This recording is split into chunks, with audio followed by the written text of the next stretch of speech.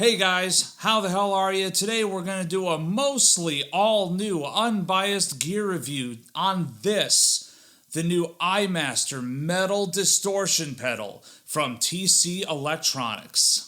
Now first, let me just get this out of the way. This is kind of an apology because I say mostly all new because that's what it is. So I had originally shot a review video for this pedal last year when we were still living at our old place, and most of the audio files went kaplooey. So here we are. Thank you so much for your patience. I know that a lot of you guys have been waiting for me to finish this review video. So here it is. It's done. Let's start off with the performance.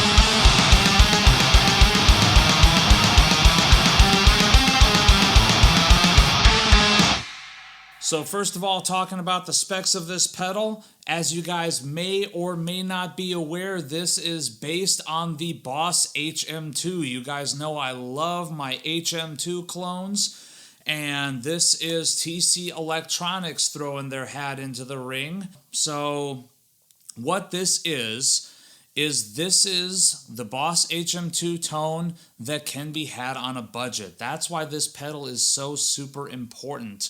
Because these days, as many of you guys are probably aware, looking through eBay, looking through Reverb, sometimes the original HM2s tend to fetch a pretty hefty price point depending on the condition, where it was made. It can be up there in like the $100, $150, $200 range. So what are you to do? Well, you can either go that route, you can pay maybe a little bit more and get a quote-unquote improved take on the HM2 tone with all these boutique pedals that cost $250, $300, $400, $500. Or you can go the super budget route and you can check out the Behringer HM300.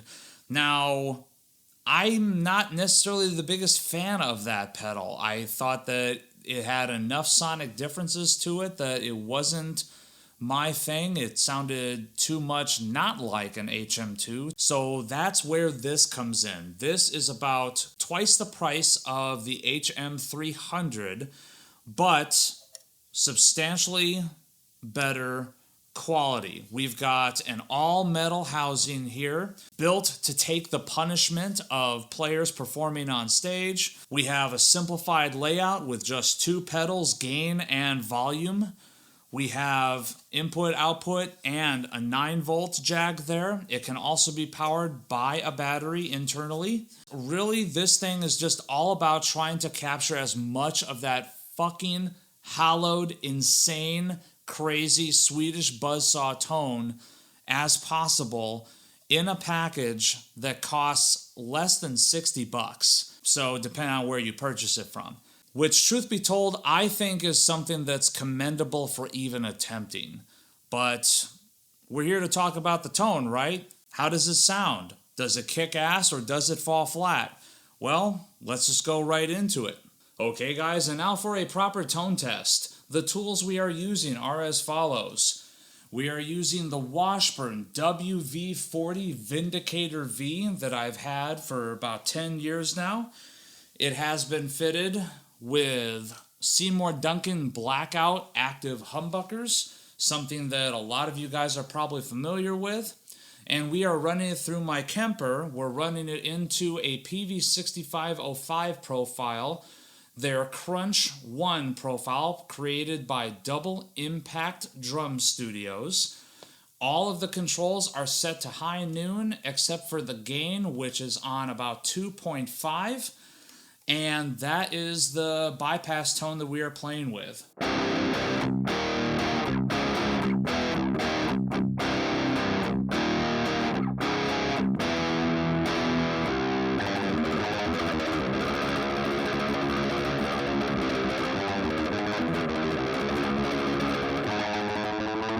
So now turning on the pedal, all controls are set exactly where they fucking should be on a Boss HM2 clone, dimed all the way up.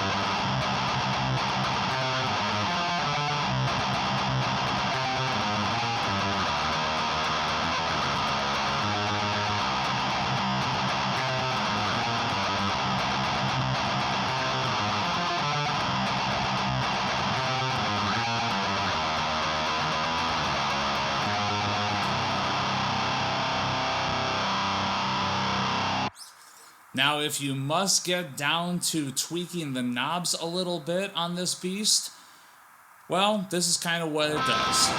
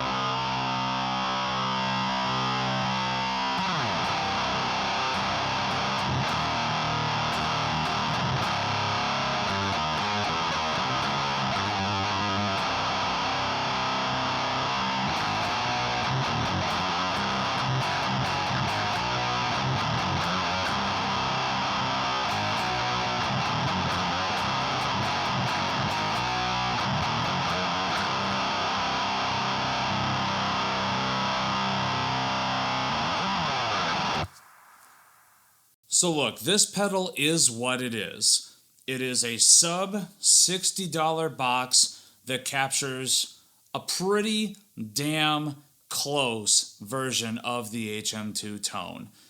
I think that this is a fantastic value for the money as someone that is always kind of chasing that proverbial tone. I've got a real HM2 here. I love it. But let's be honest, most of these days when you find HM2s, they're in a sort of state of decay. Brutal. But, you know, why not be able to find a brand new pedal at a good price point that does the job? And I think that's what we got here. Yeah, sure, the tone is just barely not there. I think this is a little bit brighter than what the HM2 is known for. But, man, this thing is a pretty fucking kick-ass representation of that tone. I love this pedal. I love what it sought out to do. I love what it accomplished. I think this pedal is a fucking winner. Okay, take two, because dumbass forgot to turn on the mic. So, what we are drinking today is from Great Divide Brewing in Denver, Colorado. We are having their Woodworks No. 3, which is their brown rye ale, aged in 10-year rye whiskey barrels for over 13 months. This Imperial Brown Rye Ale was brewed with copious amounts of malted and flaked rye, accentuating spicy and bready notes. It has a 12.6% alcohol by volume. I've already poured a little bit, but let's pour a little bit more. So it pours a very, very dark brown with kind of a tannish, creamish head.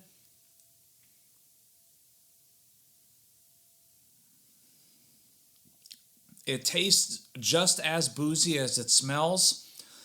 Just like it says, there's a rather bready and spicy note to it, and that is a very accurate description. It basically tastes like an extremely boozy piece of bread, which is not necessarily a bad thing from a brown ale. Kind of a sweet maltiness to it.